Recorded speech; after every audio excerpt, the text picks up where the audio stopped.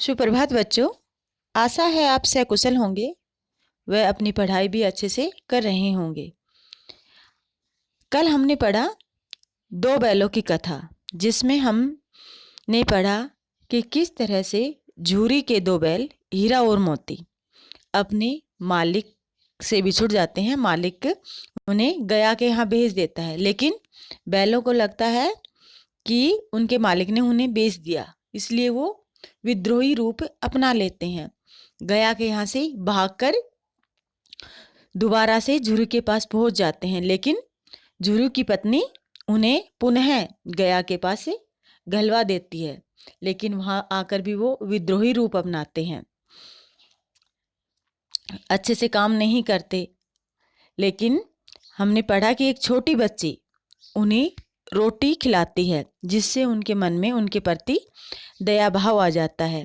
तो इससे आगे हम देखते हैं कि इस कहानी में आगे क्या होता है। दोनों दिन भर जोते जाते, डंडे खाते, अड़ते, शाम को थान पर बांध दिए जाते। थान होता है पशुओं के बांधने की जगह, और रात में वही बालिका उन्हें दो रोटियां खिला जाती। प्रेम के इस प्रसाद की यह बरकत थी कि दोनों दो दो गाल सूखा भूसा खाकर भी दोनों दुर्बल न होते थे, मगर दोनों की आंखों में रोम रोम में विद्रोह भरा हुआ था। मतलब वे गया के यहाँ पे खुश नहीं थे। उस लड़के की रोटी खिलाने से उन्हें थोड़ी संतुष्टि जरूर मिलती थी, लेकिन वो संतुष्ट नहीं थे। एक दिन मोती ने मूक भाषा में कहा, अब तो नहीं सहा जाता हीरा, क्या करना चाहते हो? एक आध को सींगों पर उठाकर फेंक दूंगा, लेकिन जानते हो यह प्यारी लड़की जो हमें रोटियां खिलाती है उसी की लड़की है जो इस घर का मालिक है। वह बेचारी अनाथ न हो जाएगी तो मालकिन को फेंक दूं?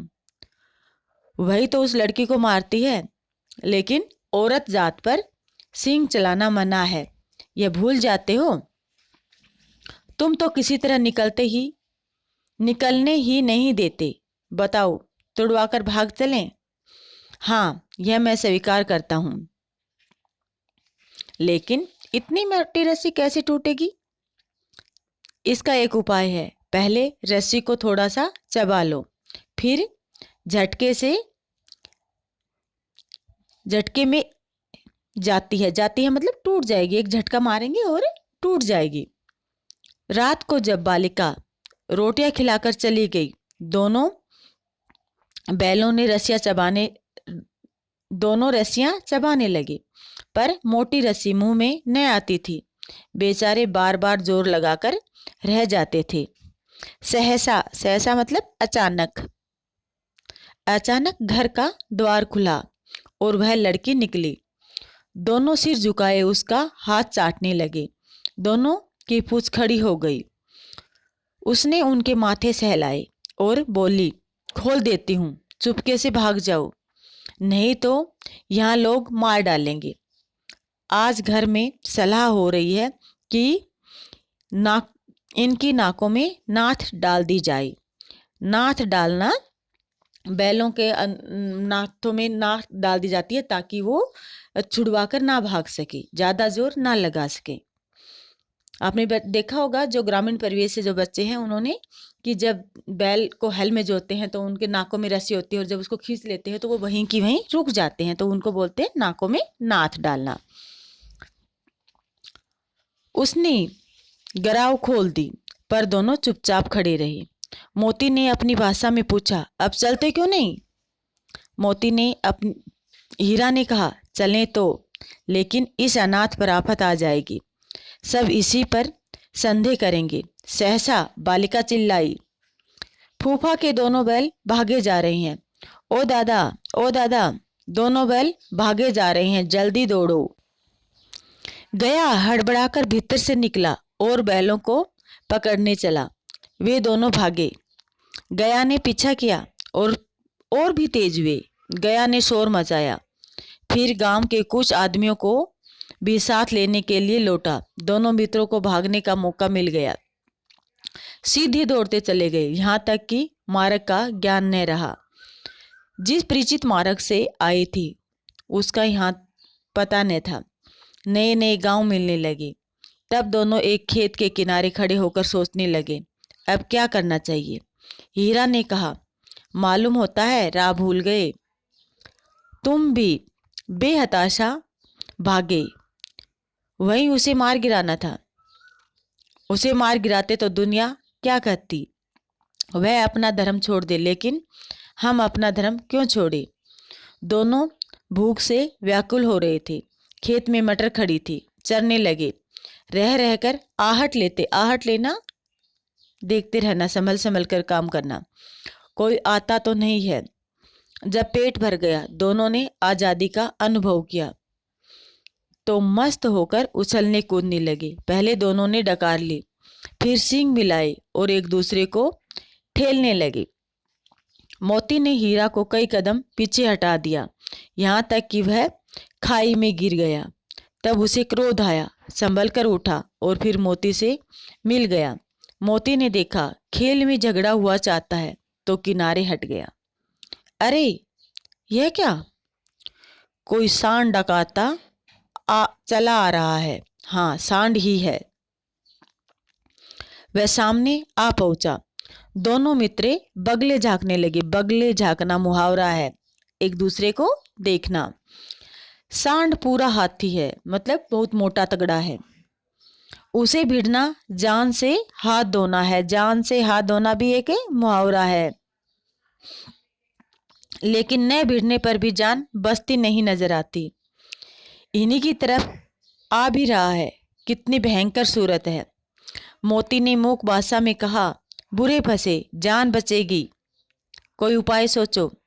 हीरा ने चिंतित स्वर में कहा, अपने घमंड में भूला हुआ है, आरजू विनती न सुनेगा। मतलब इसे कुछ बातें करने का कोई फायदा नहीं है। आरजू विनती न सुनना, कुछ भी सुनने के लिए तैयार नहीं होना। भाग क्यों न चलें। भागना कायरता है तो फिर यहीं मरो। बंदा तो 9-2-11 होता है, 9-2-11 होना, भाग जाना, ये मुहावरा है। और जो दौड़िए तो फिर कोई उपाय सोचो जल्द। उपाय यही है कि उस पर दोनों जने एक साथ चोट करें। मैं आगे से रगेता हूं, तुम पीछे से रगेदो। धोरी मार पड़ेगी तो भाग खड़ा होगा। मेरी ओर झपटे, तुम बगल से उसके पेट में सींग घुसेड़ देना। जान जोखिम में है पर दूसरा उपाय नहीं है। दोनों मित्र साथ हथेलियों पर लेकर लपके। जान हथेली पर लेना, मरने के लिए तैयार होना। सांड को भी संगठित शत्रुओं से लड़ने का तजर्बा न था। वह तो शत्रु से मल्ल युद्ध का आदी था। मल्ल युद्ध सिर्फ दो लोगों में के बीच होने वाले कुश्ती, जिसे हम कुश्ती बोलते हैं। ज्यों ही हीरा पर झपटा, मोती ने पीछे से दौड़ाया। सांड उसकी तरफ मुड़ा तो हीरा ने रगेदा। सांड चाहता था कि एक एक करके दोनों को गिरा ले, पर ये दोनों भी उस्ताद थे, उसे वह अवसर न देते थे। एक बार सांड चिल्लाकर हीरा पर का अंत कर देने के लिए चला कि मोती ने बगल से आकर पेट में सींग भोंक दिया। सांड क्रोध में आकर पीछे फिरा तो हीरा ने दूसरे पहलू से में सींग चुभा दिया। आखिर बेचारा जख्मी होकर भागा। जख्मी होना, घायल होना, चोट आ जाना। और दोनों मित्रों ने दूर तक उसका पीछा किया, यहाँ तक कि सांड बेदम होकर गिर पड़ा। तब दोनों ने उसे छोड़ दिया। दोनों मित्र विजय की नशे में घूमते चले जाते थे। मोती ने अपनी सांकेतिक भाषा में कहा, मेरा जी तो चाहता था कि बच्चा को मार ही डालूं। हीरा ने तिरस्कार किया, गिरे हुए बैरी पर सींग न चलाना चाहिए। बैरी मतलब दुश्मन। यह सब ढोंग है। बैरी को ऐसा मारना चाहिए कि वह फिर न उठे। अब घर कैसे पहुंचेंगे, यह सोचो। पहले कुछ खा लें तो सोचें। सामने मटर का खेत था ही। मोती उसमें घुस गया। हीरा मना करता रहा पर उसने एक न सुनी। अभी 2 ही 4 ग्रास खाए थे कि 2 आदमी लाठियां लिए दौड़ पड़े और दोनों मित्रों को घेर लिया। हीरा तो मेड़ पर था, निकल गया। मोती सींचे हुए खेत में था, उसके खुर कीचड़ में धंसने लगे, न भाग सका। पकड़ लिया। हीरा ने देखा संगी संकट में है तो लौट पड़ा। संगी मतलब साथी, फंसेंगे तो दोनों फंसेंगे। रखवालों ने उसे भी पकड़ लिया। प्रातःकाल दोनों मित्र कांजी होश में बंद कर दिए गए। कांजी होश जहां पशुओं को कैद करके रखा जाता है। दोनों मित्रों को जीवन में पहली बार ऐसा सभी का पड़ा कि सारा दिन बीत गया और खाने को एक दिन का भी न मिला। समझ ही में न आता था कि वह कैसा स्वामी है। इससे तो गया फिर भी अच्छा था। यहाँ कई भैंसें थी, कई बकरियां, कई घोड़े, कई गधे, पर किसी के सामने चारा न था। सब जमीन पर मुर्दों की तरह पड़े थे। कई तो इतने कमजोर हो गए थे कि खड़े भी न हो सकते थे। सारा दिन दोनों मित्र फाटक की ओर टकटकी लगाए ताकते रहे, पर कोई चारा लेकर आता न दिखाई दिया। तब दोनों ने दीवार की नमकीन मिट्टी चाटनी शुरू की, पर इससे क्या तृप्ति होती? तृप्ति होना, भूख शांत होना। रात को भी जब कुछ भोजन न मिला तो हीरा के दिल में विद्रोह की ज्वाला दहक उठी। मोती से बोला, अब तो नहीं रहा जाता मोती। मोती ने सिर लटकाए हुए जवाब दिया, मुझे तो मालूम होता है प्राण निकल रहे हैं। इतनी जल्दी हिम्मत न हारो भाई, यहाँ से भागने का कोई उपाय निकालना चाहिए। आओ दीवार तोड़ डालें, मुझसे तो अब कुछ नहीं होगा। बस इसी बूते पर अड़ते थे, सारी एकड़ निकल गई। बाड़े की दीवार कच्ची थी।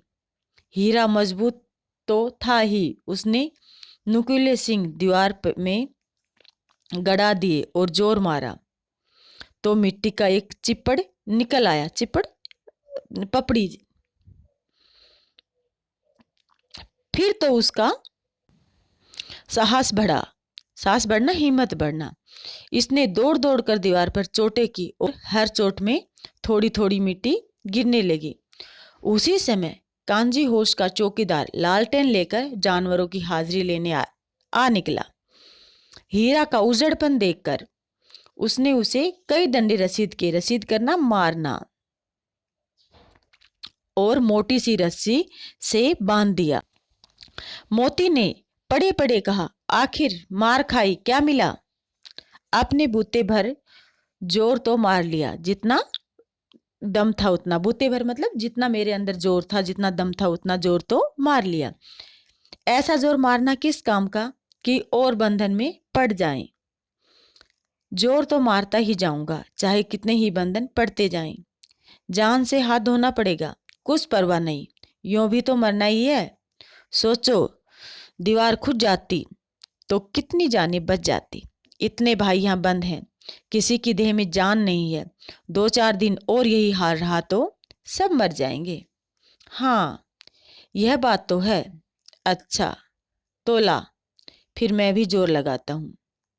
मोती ने भी दीवार में उसी जगह सिंग मारा। थोड़ी सी मिट्टी गिरी और फिर हिम्मत बढ़ी।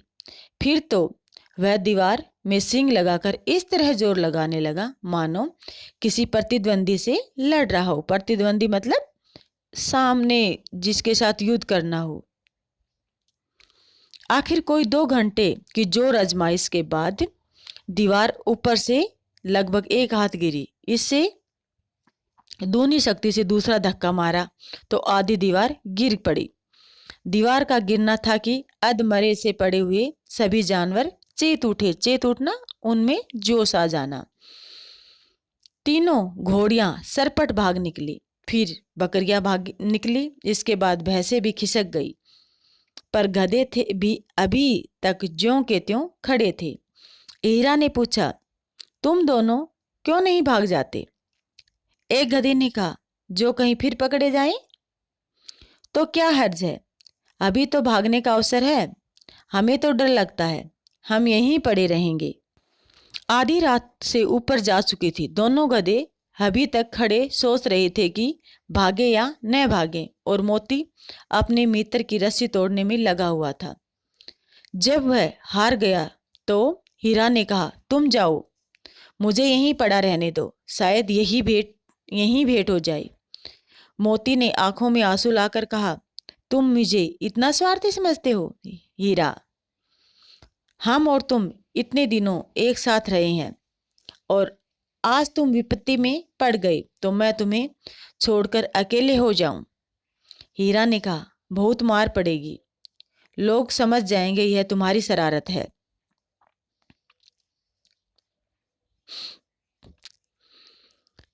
मोती गर्व से बोला, जिस अपराध के लिए तुम्हारे गले में बंधन पड़े, उसके लिए अगर मुझ पर मार पड़े तो क्या चिंता, इतना तो हो ही गया, 9-10 प्राणियों की जान बच गई, वे सब आशीर्वाद देंगे। यह कहते हुए मोती ने दोनों गधों को सींगों से मार मार कर बाड़े से के बाहर निकाला और तब अपने बंधु के पास आकर सो गया। भोर होते ही मुंशी और चौकीदार तथा अन्य कर्मचारियों में कैसी खलबली मची, इसके लिखने की जरूरत नहीं है। बस इतना ही काफी है कि मोती की खूब मरम्मत हुई और उसे मोटी रस्सी से बांध दिया गया।